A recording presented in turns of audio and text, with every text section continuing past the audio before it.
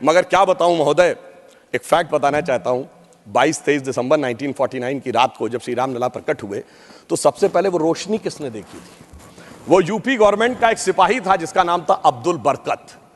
उसने बाकायदा मजिस्ट्रेट के सामने बयान दिया है कि रात में उसको दिव्य रोशनी दिखी और जब दिव्य रोशनी हटी तो वहां पर श्री राम लला विराजमान थे। अब्दुल बरकत को रोशनी 1949 में दिख गई, मगर कुछ सियासत वालों को रोशनी 2024 में नहीं दिख रही है। पूछा गया था कि भगवान हुए कब, ये तो बताइए, यहां हुए कि नहीं ये बताइए। अब आप ये बताइए कि आज हम समय कहते हैं, उनका एग्जैक्ट टाइम लिखा है। जैसे आज हम टाइम कह रहे हैं, दिल्ली में कुछ और है, लंदन में कुछ और है, तो एक जीएमटी ग्रीनिच मीन टाइम बताया गया। पर अगर आपसे पूछा जाए टाइम का एब्सोल्यूट मेजरिंग पैरामीटर क्या है, which is equally applicable on earth, moon, solar system and any point in the space, it is only the relative positions of planet। और भगवान राम का वो exact relative positions of planet जो Einstein का fourth dimension कहा जा सकता है, वो लिखा है कि मेष राशि में सूर्य था, मकर राशि में मंगल था, तुला राशि में शनि था, मीन राशि में शुक्र था। और जब नासा ने अपने प्लेनेटोरियम गोल्ड सॉफ्टवेयर में डाला तो 5114 बीसी की डेट निकल आई। मगर महोदय, ये तारीख का राज थोड़ा और गहरा है, क्योंकि जब राम मंदिर की प्राण प्रतिष्ठा होनी थी तो तारीख वो होनी थी कि प्रधानमंत्री को जाना था। यानी तारीख उसका इंतजार कर रही थी कि ऐसा प्रधानमंत्री आएगा जो उस दिन आकर प्राण प्रतिष्ठा करेगा। और महोदय, सिर्फ तारीख इतनी नहीं थी मान्यवर, अगर शास्त्रीय ढंग से प्राण प्रतिष्ठा होनी थी तो 11 दिन का उपवास रख के तपस्या भी करनी थी। तो ऐसा भी प्रधानमंत्री आने वाला था जो संकल्प लेकर 11 दिन की तपस्या।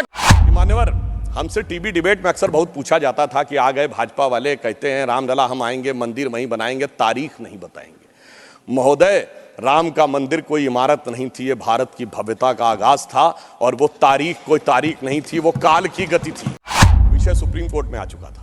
सबसे बड़ी समस्या यह थी कि सुप्रीम कोर्ट में सारी की सारी प्रोसीडिंग सिर्फ इंग्लिश में होती है, और वहां सारे डॉक्यूमेंट्स जो हजारों हजार पेज के थे उनको इंग्लिश में ट्रांसलेट करना था विद ऑथेंटिक डॉक्यूमेंट्स, जिसमें अरबी फारसी के भी थे, संस्कृत के भी थे, सबके थे। मगर मोदी जी की सरकार ने आने के बाद 24/7 लगाकर सारे के सारे जो डॉक्यूमेंट्स थे उनका केवल 2-3 वर्षों में ट्रांसलेशन किया और उसके बाद जाके कोर्ट में अर्जी लगाई। एक और बात कहना चाहता हूं महोदय, यह हिंदू मुस्लिम का विषय नहीं था, यह भारत के जय और विजय का विषय था, और उससे भी बढ़कर यह मूल्यों का विषय था। कौन से मूल्य थे? एक मूल्य वो जिसमें भगवान राम उस मूल्य के प्रतीक बनते हैं जिसमें 4 भाई हैं, पिता के एक वचन पर वन चले जाना, दूसरे भाई का जंगल जाना, तीसरे भाई का खड़ाऊ रखकर शासन करना, एक ये परंपरा थी। और दूसरी परंपरा वो जिस बाबरी परंपरा में भी 4 भाई थे, शुजा, मुराद, दारा और औरंगजेब। एक ने 3 को कत्ल कर दिया, बुढ़ापे में बाप को जेल में डाल दिया, और इतने पे भी संतोष नहीं हुआ बल्कि सर काटकर थाली में रख के जेल में बंद बाप के पास भेजा। आप किसी मत को मानने वाले हो, अपने घर में क्या देखना चाहते हैं, भाई की खड़ाऊ या भाई का सर? माननीय सभापति महोदय, आज जब हम लोग इस कालखंड में खड़े हुए हैं तो मुझे लगता है कि जब मैं किशोरावस्था में था और श्री राम जन्मभूमि का आंदोलन प्रारंभ हुआ था, उस महान यज्ञ में जिसमें करोड़ों लोगों ने कई पीढ़ियों तक अपनी आहुति दी, उसकी पूर्णाहुति देखते हुए देखना अपने आप में एक बहुत सुखद अनुभव होता है। और यह काल इसलिए भी अधिक महत्वपूर्ण है कि यह भारत के अमृत काल का ही कालखंड नहीं है, बल्कि श्री राम मंदिर के माध्यम से शताब्दियों से सोई हुई भारत की चेतना के पुनः उठकर अग्रसर होने और विश्व को नया संदेश देने का एक संधिकाल भी है। और इसलिए मैं ये कह सकता हूं कि मेरे मन में एक भाव आया कि यह ऐसा काल था जिसमें बहुत कुछ असंभव लगने वाली चीज भी साकार रूप धारण हुई है। तो मेरे मन में यह भाव आया कि मानो अक्षर सभी पलट गए भारत के भाल के, साकार हुआ स्वप्न हर बला को टाल के, नए क्षितिज उभर रहे हैं अमृत काल के, और दिव्य दर्शन हो रहे हैं श्री राम लाल के। मान्यवर, भगवान राम उस भारत की स्व की अनुभूति है जो भारत के स्वतंत्रता के बाद निश्चित रूप से प्रकट होनी चाहिए थी, जो अनादिकाल से भारत में उत्तर से दक्षिण तक, उत्तर में यदि गुरु गोविंद सिंह जी ने गुरुमुखी में रामावतार लिखा तो दक्षिण में तमिल में कंबन ऋषि ने वही रामावतारम नाम से ही लिखा, तो बंगला में कृतिवास ने यदि लिखा तो हिंदी में तुलसीदास ने लिखा, तो उत्तर दक्षिण पूरब पश्चिम से सब तरफ भारत के प्राण को अनुप्राणित करने वाला यह तत्व था। इसीलिए महात्मा गांधी ने भी जिस समय स्वतंत्रता आंदोलन की शुरुआत की तो अपना राजनीतिक दर्शन रखा था राम राज्य, और प्रतिदिन का भजन रखा था रघुपति राघव राजा राम, अंतिम शब्द रखा था हे राम। परंतु हे राम, मैं ये कहना चाहूंगा उन राम को भी प्राण प्रतिष्ठित करने में इतना संघर्ष करना पड़ा जो भारत के समाज से लेके आध्यात्म और मन तक विद्यमान थे, जिसे हम लोग उस आंदोलन के समय कहते थे कि ये तन प्रभु राम का, मन प्रभु राम का, तो हर क्षण बोलिए जय श्री राम की। आस प्रभु राम की, श्वास प्रभु राम की, तो प्रति क्षण बोलिए जय श्री राम की। मगर आगे समस्या ये थी, तो हम कहते थे शासन चलाए चाहे सीने पर गोलियां, परवाह नहीं कीजिए शरीर और प्राण की। आए आपदाएं विपदाएं भले कितनी, बनाएंगे हम मंदिर सौगंध श्री राम की। और आपदाओं विपदाओं को पार करते हुए वह सौगंध आज पूर्ण हुई। इसके लिए अनेकानेक लोगों ने बलिदान दिया। देवी दीन पांडे जी से लेके सरदार फकीर सिंह से लेके हजारों संतों से लेके कार सेवकों तक और कोठारी बंधुओं तक। परंतु मैं एक बात कहना चाहूंगा, मैं इस विषय पे कोट करना चाहता हूं।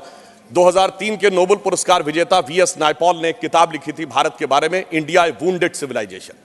उन्होंने कहा भारत एक विचित्र देश है जहां पर कि अपनी संस्कृति को आघात करने वाले विषय को पढ़ाया जाता है और आघात करने का प्रयास किया जाता है। इसीलिए उन्होंने वुंडेड सिविलाइजेशन वर्ड कहा।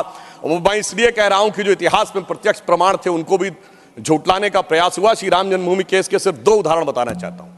जब मुकदमा चला तो यह पूछा गया कि भाई पिछले उदाहरण दीजिए कोई शताब्दियों के, तो विपरीत पक्ष के पास कोई उदाहरण नहीं थे। हमने फॉरेन ट्रेवलर्स के उदाहरण कोट किए। विलियम फिंच नाम का ब्रिटिश ट्रेवलर आया 1610-20 के आसपास, उसने कहीं पर मस्जिद का उल्लेख नहीं किया, सिर्फ मंदिर का उल्लेख किया। फ्रेंच ट्रेवलर आया जोसेफ टिफेंथलर 1720 के आसपास, तो वो कहता वहां पर चबूतरा है जिसमें कि और एक पक्ष में वो मस्जिद की बात करता है और बताता है कि रामनवमी पे लाखों की भीड़ लगती है।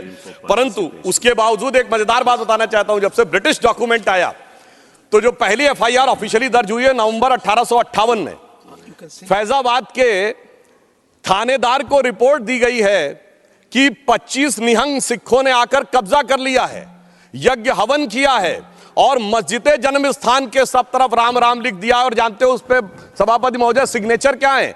मुतव्वली मस्जिद जन्म स्थान। अब बताइए, जन्म स्थान पहली एफआईआर में खुद मुतव्वली लिख रहा है और उसके बाद इस विषय को इतना बढ़ाया गया। और स्वतंत्रता के बाद मैं एक बात कहना चाहता हूं, 22-23 दिसंबर 1949 की रात को जब श्री राम लला प्रकट हुए, उसके बाद यह ध्यान देने योग्य बात है, यह समुदायों के बीच के संघर्ष का विषय नहीं था, यह भारत के स्वाभिमान का विषय था। 12 साल टाइटल सूट की मियाद होती है। 12 साल तक मुस्लिम पक्ष, सुन्नी सेंट्रल वक्फ बोर्ड उसमें पैरोकारी नहीं था। 1961 में, दिसंबर 1961 में जब 12 साल पूरे होने में 4 दिन रह गए थे, तब सेंट्रल सुन्नी वक्फ बोर्ड उसमें पैरोकार बना। क्यों? कुछ सेकुलरिस्टों ने समझाया, कुछ लेफ्टिस्टों ने समझाया, और इसका उल्लेख के मोहम्मद साहब ने अपनी किताब में किया है कि मुस्लिम समाज में एक बहुत बड़ा तबका मानता था कि हमें इस विषय में पढ़ने की जरूरत नहीं है। परंतु राजनीति के चलते हुए भारत के स्वाभिमान का विषय ये इसका प्रतीक बना। परंतु उसके बाद कोर्ट का निर्णय आया, संपूर्ण मर्यादाओं को पूर्ण करते हुए आज ये दिन आया। तो मैं कई बार हम लोग से कहा जाता है कोर्ट का निर्णय आया तो इसमें आपने क्या किया? तो मैं बताना चाहता हूं, हम जब सत्ता में आए 1991 में कल्याण सिंह जी की सरकार ने आकर 67 एकड़ भूमि का अधिग्रहण किया।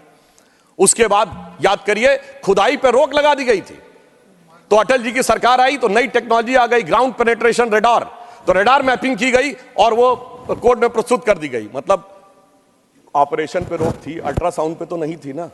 तो अल्ट्रासाउंड करके दिखाया गया, देखो भाई अंदर क्या है। फिर कोर्ट ने परमिशन दी और उसी खुदाई की हुई 2003 में, और उसके अंदर जो साक्ष्य निकले उसी से 30 सितंबर 2010 का Lucknow bench of Allahabad high court का जजमेंट आया, जिसने गर्भगृह श्री रामलला विराजमान को दिया। अब जब मोदी जी की सरकार आई तो क्या अंतर था? विषय सुप्रीम कोर्ट में आ चुका था।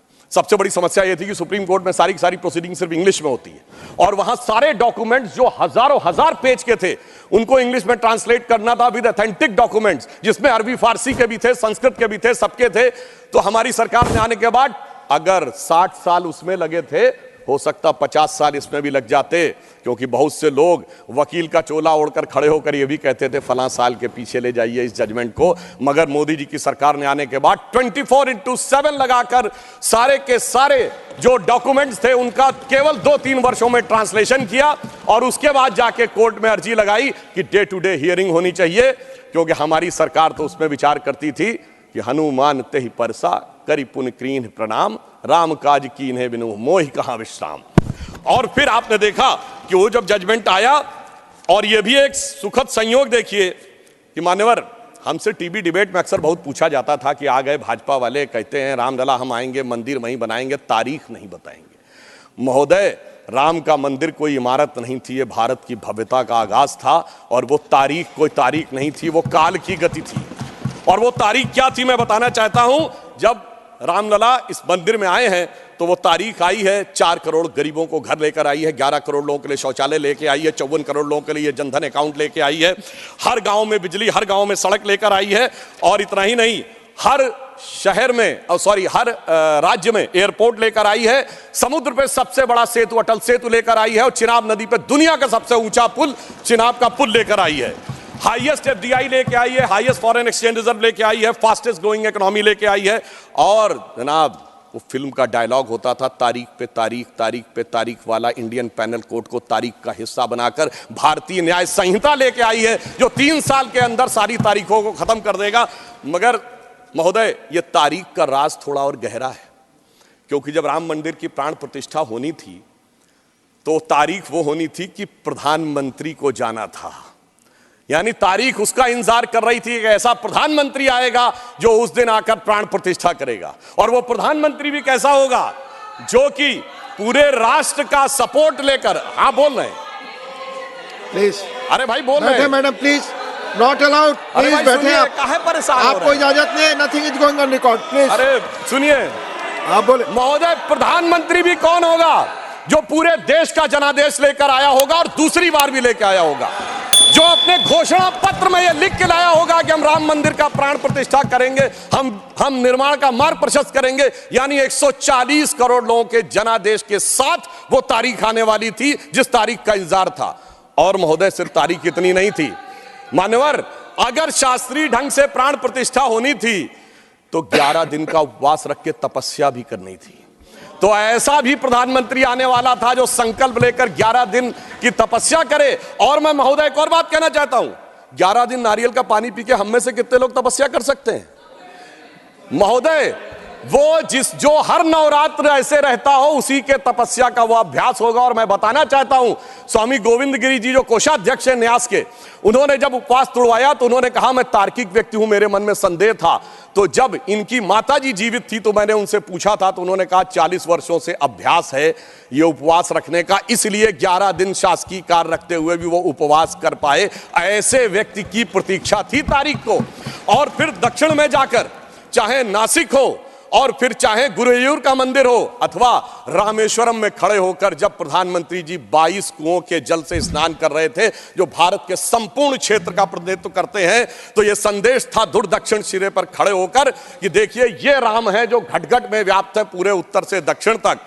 और उस तपस्या से प्रकट होने के बाद उस प्रधानमंत्री की दरकार थी तारीख को, क्योंकि राम का काज कौन कर सकता है?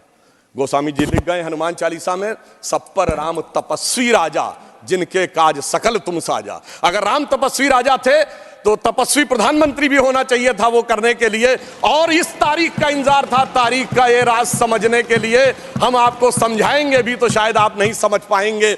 और इसीलिए मैं कहना चाहता हूं कि इतना ही नहीं, महत्वपूर्ण बात यह थी कि सब कुछ शांति और सौहार्द से निपट गया। जब राम मंदिर का मुद्दा उठा था तो कितने प्रकार की चीजें होती थी। इसके लिए हमें निश्चित रूप से सरकार, प्रधानमंत्री को धन्यवाद देना चाहिए। पूरे देश में जिस प्रकार का सौहार्दपूर्ण वातावरण रहा। और महोदय, 90-92 में भारत ही नहीं, अगल बगल भी बहुत कुछ हुआ था। अब की अगल बगल में भी शांति बनी रही, ये तपस्वी राजा का प्रताप था। और इतना ही नहीं महोदय, अबू धाबी में भी मंदिर बनने जा रहा है। मुझे लगता है भारत के लिए अमृत काल में सांस्कृतिक गौरव का इससे बेहतर काल नहीं आ सकता था कि राम मंदिर भी बन रहा है और अबू धाबी में भी मंदिर बन रहा है। और मैं एक और बात कहना चाहता हूं महोदय, यह हिंदू मुस्लिम का विषय नहीं था, यह भारत के जय और विजय का विषय था। और उससे भी बढ़कर यह मूल्यों का विषय था। कौन से मूल्य थे? एक मूल्य वो जिसमें भगवान राम उस मूल्य के प्रतीक बनते हैं जिसमें 4 भाई हैं, पिता के एक वचन पर वन चले जाना, दूसरे भाई का जंगल जाना, तीसरे भाई का खड़ाऊ रखकर शासन करना, एक ये परंपरा थी। और दूसरी परंपरा वो जिस बाबरी परंपरा में भी 4 भाई थे, शुजा, मुराद, दारा और औरंगजेब, एक ने 3 को कत्ल कर दिया, बुढ़ापे में बाप को जेल में डाल दिया, और इतने पे भी संतोष नहीं हुआ बल्कि सर काटकर थाली में रख के जेल में बंद बाप के पास भेजा। आप किसी मत को मानने वाले हो, अपने घर में क्या देखना चाहते हैं, भाई की खड़ाऊ या भाई का सर? इन दो मूल्यों के अंतर का यह प्रतीक था। इसका हिंदू मुस्लिम से कोई नहीं था। और मैं अपने विरोधियों को बताना चाहता हूं, मान्यवर, उर्दू में भी एक रामायण लिखी गई है, चकबस्त रामायण, और उसमें इसी मूल्य को अप्रिशिएट किया गया है कि जब भगवान राम राजा दशरथ से अनुमति लेकर जाते हैं तो उर्दू के प्रसिद्ध शायर चकबस्त ने, और वो लखनऊ के रहने वाले थे, उन्होंने लिखा है, रुखसत हुए वो बाप से लेकर खुदा का नाम, रुखसत हुए वो बाप से लेकर खुदा का नाम, और राहे वफा की मंजिलें अव्वल हुई तमाम। यानी उनको तो दिखा कि राहे वफा की कौन सी मंजिलें हैं जो अव्वल हो रही हैं। मगर क्या बताऊं महोदय, एक फैक्ट बताना चाहता हूं, 22-23 दिसंबर 1949 की रात को जब श्री राम लला प्रकट हुए तो सबसे पहले वो रोशनी किसने देखी थी? वो यूपी गवर्नमेंट का एक सिपाही था जिसका नाम था अब्दुल बरकत। उसने बाकायदा मजिस्ट्रेट के सामने बयान दिया है कि रात में उसको दिव्य रोशनी दिखी, और जब दिव्य रोशनी हटी तो वहां पर श्री राम लला विराजमान थे। अब्दुल बरकत को रोशनी 1949 में दिख गई, मगर कुछ सियासत वालों को रोशनी 2024 में नहीं दिख रही है। और मैं आपको बताना चाहता हूं, बाबरी पक्ष के पैरोकार थे इकबाल अंसारी, और यह उदारता देखिए कि सबको बुलाया गया, विरोध करने वालों को बुलाया गया, ट्रस्ट के द्वारा गोली चलाने वालों को बुलाया गया, और इकबाल अंसारी को ही बुलाया गया, और इकबाल अंसारी प्राण प्रतिष्ठा में आ गए। उनका इकबाल तो बुलंद हो गया, मगर इन लोगों का इकबाल जमींदोज हो गया। और मैं ये भी बताना चाहता हूं, उसका एक कारण है, ऑन द लाइटर नोट, इसको कोई पर्सनल ना ले महोदय। ये कहा जाता है कि हमारे यहां राम का तत्व या ईश्वर का तत्व कौन नहीं समझ पाता है? जो कामी, क्रोधी, लोभी, खलकामी हो, और राजनीति में वो नहीं समझ पाता जो सेकुलर और वामी हो। अब मैं ये बताना चाहता हूं महोदय कि जो लोग कहते हैं भगवान राम ने अपने जीवन में, ये मंदिर किस चीज का प्रतीक है, कई लोग एक आध कोई शब्द लेकर बगैर पढ़े हुए, बगैर उस भाषा को जाने हुए अपनी बात कहने लगते हैं। तो मैं बताना चाहता हूं, भगवान राम ने कौन मेरा भक्त है इसका बाकायदा उदाहरण दिया। उन्होंने लिखा है, जात पात कुल धर्म बड़ाई, धन बल परिजन गुण चतुराई। इन 10 चीजों से मैं नहीं मिलता। मैं कैसे मिलता हूं? भक्ति से मिलता हूं। ये सारी 10 चीजें हो किसी के पास और भक्ति ना हो, तो उन्होंने कहा, भगतहीन नर मोहे ऐसे, जल बिन बारिध लागे जैसे। अर्थात अगर ये सब कुछ हो, जात पात कुल धर्म बड़ाई ये हो, भक्ति ना हो, तो ऐसा जैसे बादल हो उसमें पानी ना हो। इसलिए भगवान ने इस बात का संदेश दिया। और मैं एक विषय और कहना चाहता हूं, जब राम मंदिर का निर्माण हो रहा था तो कहा जाता था, साहब वैज्ञानिक प्रमाण दीजिए। मैं बस एक बिंदु विज्ञान का भी और बताना चाहता हूं। यह विशुद्ध विज्ञान है, क्योंकि अगर आपने रामचरितमानस के शुरुआती श्लोक पढ़े हो तो उसमें बहुत साफ लिखा, सीताराम गुणगाम पुण्यारण्य विहारिणो वंदे विशुद्ध विज्ञानो कबीश्वरो कपीश्वरो। अर्थात विशुद्ध विज्ञान महर्षि वाल्मीकि ने लिखा। और विज्ञान क्या है? पूछा गया था कि भगवान हुए कब, ये तो बताइए, यहां हुए कि नहीं ये बताइए। अब आप ये बताइए कि आज हम समय कहते हैं, उनका एग्जैक्ट टाइम लिखा है। जैसे आज हम टाइम कह रहे हैं, दिल्ली में कुछ और है, लंदन में कुछ और है, तो एक जीएमटी ग्रीनिच मीन टाइम बताया गया। पर अगर आपसे पूछा जाए टाइम का एब्सोल्यूट मेजरिंग पैरामीटर क्या है, which is equally applicable on earth, moon, solar system and any point in the space, it is only the relative positions of planet। और भगवान राम का वो exact relative positions of planet, जो Einstein का 4th dimension कहा जा सकता है, वो लिखा है कि मेष राशि में सूर्य था, मकर राशि में मंगल था, तुला राशि में शनि था, मीन राशि में शुक्र था। और जब नासा ने अपने प्लेनेटोरियम गोल्ड सॉफ्टवेयर में डाला तो 5114 बीसी की डेट निकल आई। इससे ज्यादा किसी को सबूत चाहिए? विज्ञान का वो सबूत मिला। और इतना ही नहीं, मैं बताना चाहता हूं, जिन लोगों ने अगर पढ़ी हो तो भगवान राम के जन्म के समय लिखा है कि चैत्र मास के समय शरद ऋतु थी। अंगद बताते हैं कि अश्विनी मास यानी आज के अक्टूबर के समय वसंत ऋतु थी। और इतना ही नहीं, कहा गया जब किष्किंधा से भगवान निकलते हैं तो धूमकेतु टकराया था मूल नक्षत्र से, और जब एस्ट्रोनॉमर्स ने इसकी गणना की तो वो ठीक डबल हो जाता है, 14,000 साल पीछे आता है। इसका मतलब प्रमाण देखने हैं तो प्रमाण जमीन के नीचे से भी निकले, शाही फरमानों से भी निकले और आसमान से भी निकले।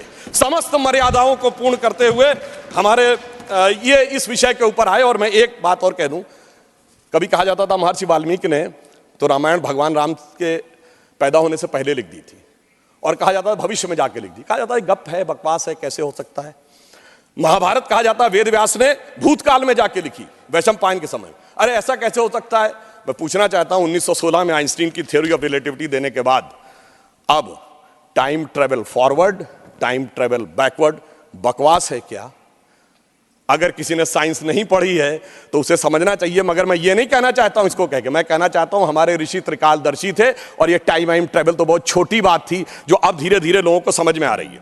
और मैं एक विषय और कहना चाहता हूं, हम सब ने भगवान राम के मंदिर तो देखा, वहां पर दूसरा सबसे बड़ा मंदिर कौन सा? हनुमानगढ़ी का। आपने हनुमान जी के सैकड़ों हजारों मंदिर देखे होंगे इस देश में, लवकुश का मंदिर देखा है कभी? नहीं। हमारे यहां पुत्र का महत्व नहीं है, शिष्य का महत्व है, भक्त का महत्व है।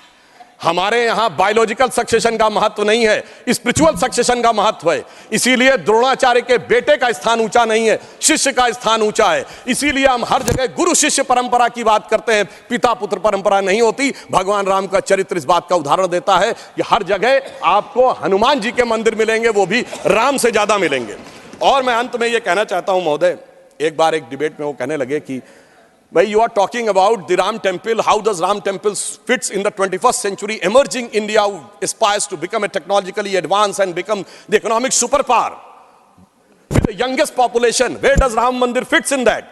मैंने कहा सुनिए महोदय, हम 21वीं सदी में भारत को सिर्फ इकोनॉमिक, इंटेलेक्चुअल या मिलिट्री सुपर पावर नहीं बनाना चाहते, हम वर्ल्ड लीडर बनाना चाहते हैं। और जब वर्ल्ड लीडर बनाना चाहते हैं तो it should symbolise the certain set of values which will inspire the world.